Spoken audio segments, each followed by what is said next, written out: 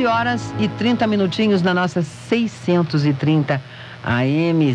Se você quiser falar conosco por telefone, você pode ligar para o 3331-7431. E hoje nós temos entrevista ao vivo no programa. Vocês sabem que eu adoro isso, porque a gente interage de uma forma mais completa com quem está aqui para nos trazer informações, muitas vezes coisas que a gente não conhece. A minha geração, gente, que eu tenho 60 anos, então veja só, a minha geração teve uma transformação tão grande em tantas coisas, em todos os campos da vida, eu posso dizer para vocês seguramente, né? Imagina se quando eu comecei a trabalhar em comunicação, eu e o Cassarotti, ó, lá, ó. Quando a gente começou a trabalhar em comunicação, se a gente falasse assim, cocô de galinha, era um absurdo, você não podia dizer nada, tudo era muito censurado, as coisas. Hoje, nossa senhora, as pessoas falam os maiores palavrões na televisão, os apresentadores, etc. E parece que tudo ficou normal e banalizado. E a gente vem de uma fase em que não existia, por exemplo, o videotape, não existia televisão colorida, e nós fomos vendo o mundo evoluir e a tecnologia da comunicação, da medicina, das ciências, crescendo, evoluindo, e a gente, de repente, assim, assustado diante disso. E nós temos hoje uma nova geração, gente, a geração que veio com toda essa tecnologia da comunicação, que a gente diz que é a geração de 95, que eu ontem até estava falando aqui dessa juventude, que está se criando um perfil em torno dessa juventude, que ela não tem mais a privacidade, o exibicionismo, onde de repente ela tem a vida como se ela fosse uma celebridade, a vida dela toda escancarada, porque ela pode fazer isso através da internet. Ela pode se filmar, ela pode colocar o vídeo lá. Então, se os pais não estiverem atentos, e se os pais, a família, enfim, não estiver atenta sobre a forma como essas crianças e esses adolescentes estão agindo, passa a ser uma coisa bastante complicada e perigosa. O nosso entrevistado de hoje é o Antônio Borba, como eu falei agora há pouquinho, diretor executivo da Magic Web Design, especialista em tecnologia. Bom dia, Antônio. Bom dia, Laís. Bom dia aos ouvintes. Tudo bem? Tudo bem. Vamos falar um pouco nessa coisa aí da tecnologia, que para o pessoal da minha geração, 3D, não sei o quê, para a gente soa como uma linguagem cibernética. Começa falando um pouco disso para a gente, Antônio. Pois é, Laís. Essas tecnologias realmente são muito familiares para essa juventude que nasceu, eu acredito, de 90 para cá, né, que já viveram com isso. Mas eu colocaria da seguinte forma, para eles é um processo muito natural e eles também vão chegar à posição de educadores e toda essa transformação acaba acontecendo, né? Sim. Tipicamente o que a gente vê é um espaço de tempo muito grande para as escolas, para as universidades assimilarem o que acontece na prática do mercado, principalmente com relação à tecnologia, mas nos diversos segmentos, né? Uhum. Muito comum o profissional sair de uma faculdade e ele não está 100% apto a exercer uma profissão e vai pegar na prática o que precisa, né? Exatamente. A tecnologia, esse gap, assim, é fenomenal se a pessoa não se atualizar, né? Uhum.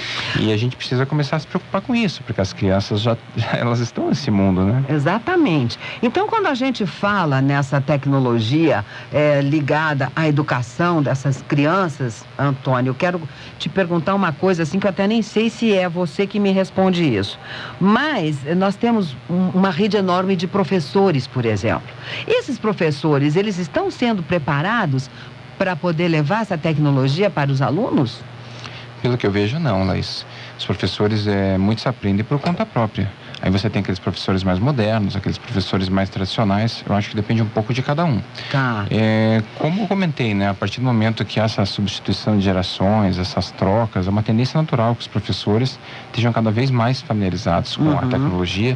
Esses dias eu estava discutindo também no debate sobre política, que os políticos também tendem a estar cada vez mais na web. É uma coisa que faz parte da nossa sociedade, né? A tecnologia está aí. Twitter enfim, são várias formas que se tem hoje para uma comunicação instantânea, não, né? Sem dúvida, mas o que falta, Laís, assim, é o material didático mesmo, né? A forma de ensino, ela dá o verdadeiro passo, a revolução nesse sentido de incorporar essa tecnologia de web, que já faz parte da vida da gente, né? Sim, com certeza. O ensino tem que dar esse passo. Com certeza. Mas exige uma grande transformação, não é mesmo? Quer dizer, os livros tradicionais, as apostilas, tudo isso tem que ser transposto para o ambiente multimídia. E eu acredito que um dos principais problemas é a preocupação, né, que os autores têm com o plágio. porque uma vez que você coloca um conteúdo na web, você sabe, é facilmente copiável, né? Você tem uma senha, acessa, mas e aí, como que preserva esse direito intelectual? Hoje você consegue achar livros, filmes, músicas, tudo para baixar. E a preocupação é que isso aconteça com o material educacional também, mas cedo ou tarde ele terá que estar migrado para essa plataforma digital, né? Na sua opinião, Antônio, isso é um risco que a gente vai ter que correr até que se encontre um equilíbrio? Ou antes a gente deveria encontrar uma forma de poder cercear essa facilidade de Olha, eu acredito, Laís, que alguém vai sair na frente e vai correr esse risco, porque é uma tendência natural. É meio difícil a gente estar vivendo hoje num meio onde os livros já são digitais, a gente compra cada vez menos revistas. Eu leio várias revistas no meu notebook, revistas digitais há muitos anos. Antes de começar essa moda de iPad e tablets, já existem leitores e mecanismos para você baixar revistas, principalmente revistas de circulação internacional, revistas técnicas. Que são mais inacessíveis até para compra em... você teria que assinar, receber por correio. Essas revistas eu já recebo elas digitalmente há muitos anos. E revistas internacionais famosas, inclusive, diversos segmentos, revistas sobre carros, sobre, enfim, uma infinidade de assuntos. E o que acontece é o seguinte, então você veja, nós vivemos esse mundo, lemos o livro de forma digital, a revista, e daí a criança vai estudar e pega uma apostila, um livro. Eu acho um pouco anacrônico isso, é uma questão a ser resolvida. Tá. Bom, a família vai ter que ter uma participação maior nisso. Ou não, Antônio? A família já precisa ter no sentido de educar essas crianças. Que a gente sabe que não tem. Não tem porque assim, as pessoas têm cada vez menos tempo. Eu estava ouvindo você falar, as pessoas também perdem cada vez mais tempo no trânsito, não é? Curitiba não é mais aquela cidade que você sai 15 minutos antes de compromisso e está tudo resolvido, não. A gente tem que sair meia hora, 40 minutos antes e sabe, ter uma margem de respiro aí no trânsito. Então, quer dizer, há menos tempo, os pais estão menos presentes, isso é natural da sociedade moderna. E o que acontece é que essas crianças estão na internet tendo acesso a uma infinidade de informações, às vezes às quais elas nem deveriam ter acesso. Com certeza. Então, a educação tem que vir de casa, porque não adianta também você bloquear o computador dessa criança, desse adolescente, e chega no colégio, chega na casa do amigo ou na lan house, ele tem acesso pleno. Do mesmo jeito. Então, a educação, ela é cada vez mais importante, até para que a criança esteja preparada para enfrentar esse mundo, né? Porque na realidade é isso que a gente estava falando, né? Hoje ele tem, e ontem quando eu falava disso aqui, eu falava embasada numa matéria que fala exatamente desse egocentrismo e dessa necessidade de exposição que esses adolescentes têm hoje e a facilidade que eles têm através da internet. A gente está vendo, inclusive, cenas de sexo que são feitas no colégio, que eles filmam, que mostram para os amigos e depois gera aquela catástrofe enorme e só então é que a família diz, meu Deus, mas é minha filha, meu Deus, mas é o meu filho. Então, será que essa mesma família, Antônio, uma família que eu saio de um núcleo familiar do micro para o macro mesmo, porque nós somos, dentro de uma nação, uma grande família e que acabamos usufruindo dos mesmos serviços e que acabamos desenvolvendo as mesmas necessidades e nos valendo delas. Essa família, me parece que nós teríamos que mudar alguns modelos, né? Porque dentro disso aqui que vocês fazem, nós estamos falando de uma coisa muito importante que hoje as empresas, inclusive as empresas públicas, utilizam, que são os cursos à distância. Exatamente, cursos à distância é uma outra questão. Bom, a gente tem que falar assim de duas coisas basicamente, né? A gente costuma diferenciar na nossa empresa o que é educação à distância e o que é o e-learning. O e-learning nós consideramos um curso multimídia, né? Quando você mistura animações em flash, páginas animadas, vamos dizer assim. Fica bem mais divertido, né? Exatamente, com uma interação que mostra fotos, mostra filmes, tem uma locução, mas é um material 100% multimídia. Isso é o curso de e-learning, o treinamento via internet, ele é muito usado no ambiente corporativo e ele exige maior investimento. Outra educação à distância, você tipicamente filma uma aula e transmite essa aula via internet, muitas vezes alternando com o recurso de um PowerPoint, alguma coisa assim. O e-learning, ele acaba sendo mais sofisticado, mas para ser bem feito exige investimento muito maior na produção do conteúdo uma vez só, né? E a educação à distância através de vídeos, ela é, digamos, até mais fácil de ser feita porque você transmite a aula de um professor ao vivo ou gravada e torna-se mais simples. Só que a única coisa é que tende a ser um pouco mais enfadonho, porque você tem uma situação na qual É como se você assistisse uma aula, mas você está no teu ambiente confortável, né? É muito fácil você não prestar atenção, você pode repetir também essa aula se você perder alguma coisa, tem essa vantagem. Isso que eu ia dizer, você tem desvantagem, mas você tem vantagem também. Tem vantagens também, né? Então, assim, mas são coisas diferentes. O treinamento corporativo, o ideal mesmo é que ele seja feito no modo de e-learning, mas o ensino convencional a gente vê que ainda é muito feito no EAD, que é o ensino à distância. Bom, na verdade, nós estamos falando aqui de unir informática e educação. E para isso nós precisamos, com certeza, pensar no ensino público e no ensino privado. Na sua opinião, eu não sei se você já tem dados concretos a respeito disso, a iniciativa privada da educação ou o ensino público estão se organizando para isso? De que forma? E alguém está correndo na frente de alguém? Olha, Laís, essa informação assim de pronto eu não teria. Tá. Até porque, como a gente conversou, educação não é assim a minha especialidade, mas sim a tecnologia, né? Tá.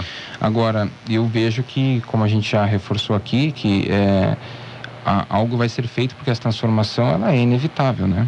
A gente não pode realmente ficar insistindo no papel enquanto tudo está no meio digital, né? Certo. Então, o que deveria haver na realidade, tanto na rede pública de ensino e na rede particular também de ensino, eles teriam que ter como é que eu posso te dizer, um incentivo não só em nível financeiro e econômico, mas também um investimento de preparação para esse corpo docente que vai preparar esses alunos para poderem até estudar em casa sozinhos. Pesquisa, né? Definição de padrões. Por exemplo, por que quando a gente vai lançar uma TV digital é feito comitê, é feito pesquisa e as pessoas investem tanto tempo para definir padrões relacionados ao consumo, porque há um interesse financeiro muito grande envolvido, né? Mas é importante que a educação acompanhe esse gap. A gente não pode manter essa juventude toda no meio digital tão alienada assim quando passa para o ambiente de ensino. As coisas deveriam estar mais integradas e as crianças deveriam estar sendo mais preparadas até mesmo pela escola para compensar uma certa ausência dos pais, né? Porque na realidade essas crianças elas têm, já é uma coisa espontânea, né? Elas já vão buscar. Eu estava vendo outro dia um menino de 16 anos que criou um programa maravilhoso e já está ganhando dinheiro com isso, etc. Então eles já têm isso, já faz parte da geração deles, né? É uma coisa intuitiva. Então, não transformar, mas eu digo, aproveitar esse talento que eles têm para que a tecnologia se torne mais útil para eles do que hoje ela é. Claro, sem Seria dúvida. Uma coisa mais ou menos por aí, Antônio. Você veja esse caso que você citou. Qual é o interesse que ele vai ter em continuar estudando se ele está anos-luz à frente da escola? E por que as crianças não podem ter noções um pouco mais profundas de informática já na escola? Exatamente. Aprender um pouco mais sobre lógica de programação, não somente numa faculdade, até para ver qual é a criança que tem competência, tem uma habilidade especial para determinada matéria, característica, disciplina, e ela possa talvez seguir por esse caminho, talvez a gente conseguisse aflorar mais cedo a genialidade. E como estamos precisando de mão de obra na área de tecnologia, né? Cada vez mais importante dar essa oportunidade para as crianças. Com certeza. A sua empresa, que é especialista em tecnologia, de que forma ela aplica esses serviços, Antônio? Fala isso pra gente. Nós desenvolvemos, Laís, websites, nós gerenciamos redes sociais, desenvolvemos softwares que rodam na internet. Tá. É uma gama bem ampla de serviços e comunicação digital, nós podemos falar. Tá. Essa empresa é de Curitiba. Nós somos de Curitiba, estamos completando 15 anos em 2011. Olha, parabéns. Obrigado. E estamos com um escritório em São Paulo. Nós temos clientes aí no Brasil todo. Já é um bom tempo de mercado. Nós abrimos a empresa em 96, a internet existe desde 95 no Brasil, então é um certo tempo. E na verdade vocês meio que correram na frente. Sem dúvida, quando abrimos a empresa, mal existiam algumas pessoas trabalhando com isso no mercado. E como é que era? Você está nessa empresa há esse tempo todo, Antônio? Sim, eu Você é bastante jovem, né? Mais de aparência do que na identidade. Então, mas é muito jovem. Porque eu admiro muito essas pessoas que têm essa visão de coisas que estão acontecendo no mundo, essas grandes transformações e que a gente sabe que elas irão acontecer. Mas como é que acontece essa visão, né, digamos? É quase que uma visão futurista. Olha, se eu contar para você, Laís, é um pouco assim, por acaso, como a coisa aconteceu. Você sabe, eu costumo dizer que Curitiba, de forma geral, Claro que não se aplica só aqui, eu não quero ser preconceituoso, mas costuma ser a capital dos maus serviços. A gente é muito mal atendido em muitos lugares e coisa que a gente precisa. E não foi diferente quando eu precisei construir um site para uma empresa, a qual eu era sócio na época. Tá. Eu contratei uma empresa para fazer, acho que a única do mercado até então, em 95, 96. Tá. E eu fui tão mal atendido, o serviço ficou tão ruim que eu já mexia com o computador. Eu comprei um livro, na época a internet era muito básica, não tinha tanto recurso quanto hoje. Eu aprendi e falei, eu vou fazer do jeito que eu quero. Tá. E eu consertei, publiquei, coloquei o site no ar e as pessoas começaram a me pedir. Então, meio que por um acaso, não foi tanto uma visão, mas uma necessidade. Mas, lógico, uma visão de estar na frente. Eu queria, naquela época, fazer um site. Quase ninguém fazia site, certo? Eu queria ter o site da minha empresa. As pessoas começaram a me pedir e foi crescendo. Obviamente que hoje em dia eu faço a parte comercial, administrativa.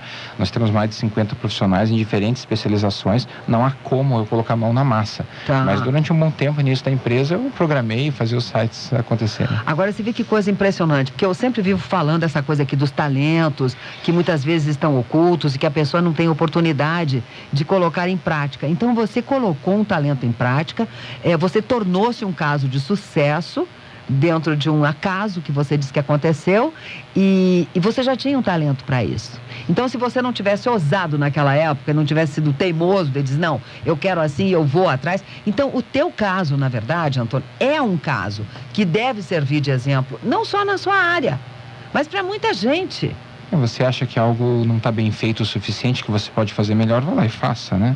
Esse é o espírito, né? Se a gente conseguisse melhorar tanta coisa que está errada, tem tanto espaço, né, para criarmos serviços e coisas melhores na nossa sociedade. É verdade. Você falou do trânsito, talvez tantas aplicações que a gente poderia ter que nos dissesse, até em Curitiba, onde é que estão os pontos ruins de trânsito. Aliás, esse é um outro assunto para muitas horas de conversa. É verdade. É verdade. Então a gente começa a perceber que a tecnologia, ela é aplicada realmente em todos os campos da nossa vida. E hoje a gente discute muito isso, talvez daqui a 5, 10 anos, porque é tudo tão rápido, né, Antônio? É muito rápido. Nós estejamos dizendo assim, nossa, a gente estava discutindo há tanto tempo atrás, há 15, como você falou, que fundou a sua empresa, né? Nós estávamos discutindo sobre a aplicação da tecnologia dentro da sala de aula, né, aplicada na educação. Então, provavelmente, daqui 15 anos, isso já não será mais novidade. Não precisa ir muito longe, né, Laís? Veja o Twitter. Faz 2 anos que estourou. Não faz muito tempo. É verdade. Há 3, 4 anos atrás não se falava em Twitter. É verdade. E já existia, mas não se falava. Quer dizer, é muito rápido, né? Essa onda vem muito rápido. A gente não sabe o que vai acontecer amanhã. É difícil a gente tecer qualquer previsão quando a gente fala da área tecnológica. A gente tem mais ou menos uma estimativa, uma ideia, uma tendência, mas uma previsão concreta é difícil mesmo. E você tem alguma para contar assim pra gente? Alguma coisa nova? Olha, eu costumo falar assim, que o que falta é um pouco a integração, né? Nós estamos ficando loucos, porque nós temos que dividir nosso tempo em muitos meios de comunicação. Por exemplo, eu tenho celular, eu tenho Nextel, MSN, Skype, Twitter, LinkedIn, e-mail, eu tenho vários e-mails, tenho mais de 10 contas de e-mail, e isso que eu optei por ficar fora do Facebook e do Orkut nesse momento, porque já tenho redes sociais suficientes. Fora os recados que deixam no meu canal YouTube, no meu canal Flickr de imagens. Então a pessoa deve ter umas 15 formas diferentes de comunicar comigo. O telefone fixo, eu estava esquecendo. Então, veja... Que já se tornou arcaico. Mas você ainda usa, né? Precisa, eu no escritório... Então o que acontece? Em casa eu não uso, por exemplo. Tenho, mas é só para pedir pizza, né? É verdade. Então, porque daí faz falta. Que eu deixo até desligado quando toca, é engano. Tá. Então o que acontece é o seguinte, você fica louco, você está falando no MSN, alguém está te chamando no Skype, o celular está tocando, tem um recado, telefone, tem um e-mail. É verdade isso. Pelo menos no meu dia a dia, assim. Então, isso às vezes até atrapalha a produtividade.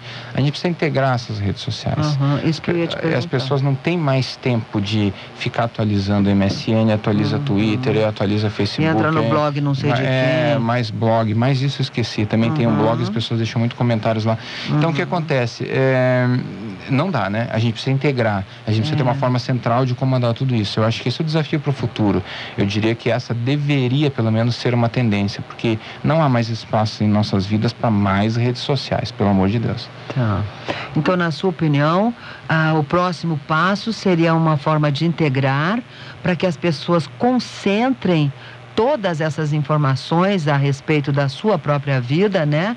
Das coisas que giram em torno dela, para que ela tivesse um pouco mais de tempo. Porque você falou uma coisa bem interessante, sabe, Antônio? Às vezes os meus amigos dizem para mim, você entrou no meu blog? E eu, outro dia, comecei a compor um rap. Eu comecei a cantar um rap. Eu não vou entrar no seu blog. Eu não posso entrar no seu blog. Eu não quero entrar no seu blog. Eu não entro no blog. Porque não dá, querido. Né? A gente que está aqui em comunicação, eu trabalho numa rádio FM, FM sim, mas agora na AM também.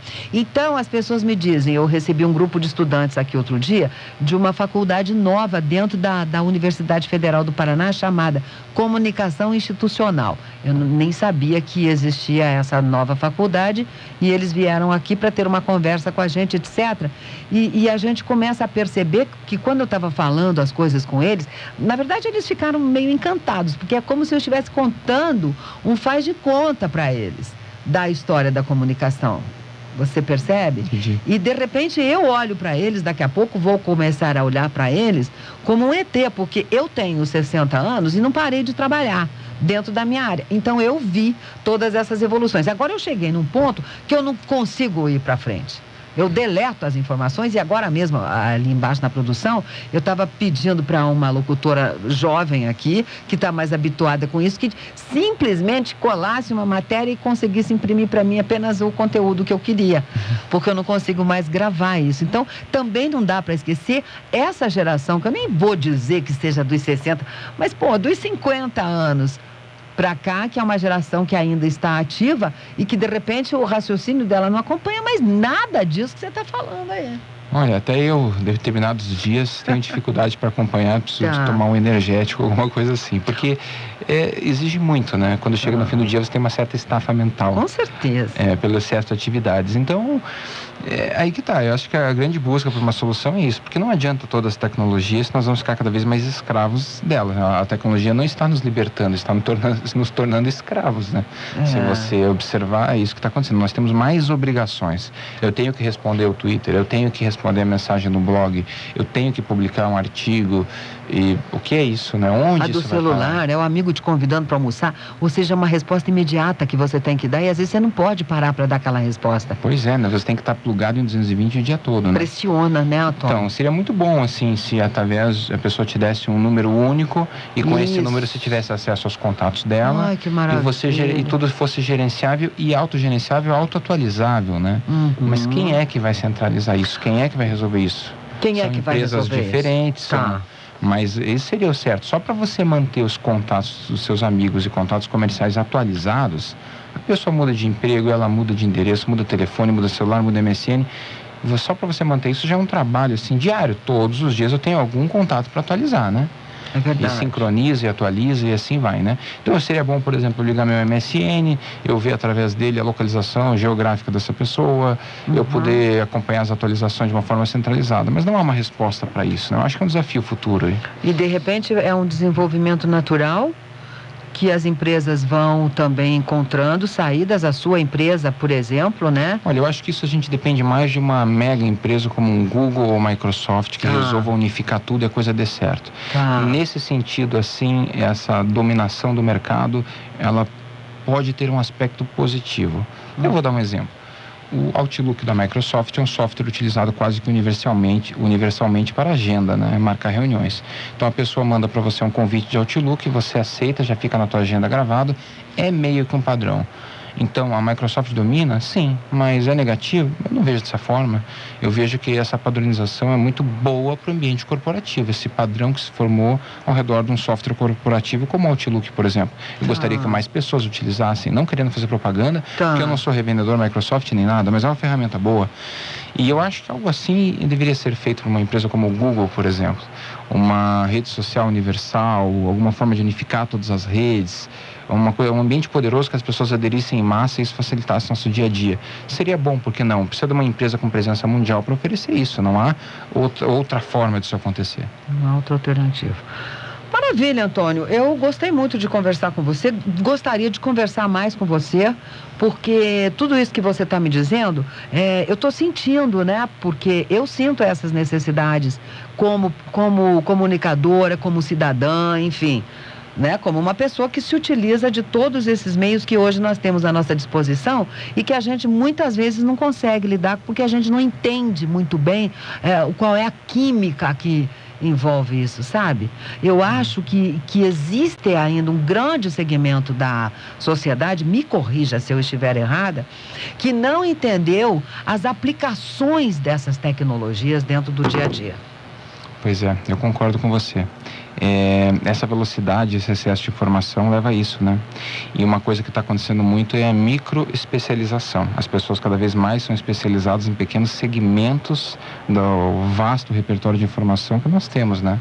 Assim como você visita um médico especialista em determinada parte do corpo, você começa a ter especialistas em determinadas tecnologias, porque o conhecimento é muito amplo e há muita especialização, muita tecnologia disponível no mercado, né? E isso é bom? Bom por um lado, ruim por outro, né? Já se vai os tempos, para dar o exemplo do médico, você vai aquele tempo que você vai no clínico geral e resolveu. Não, ele vai te encaminhar para um outro médico, que às vezes vai para um outro médico. E assim é na tecnologia. Às vezes você precisa, nas áreas de atuação, você ir se especializando e buscando aquele conhecimento específico para determinada situação.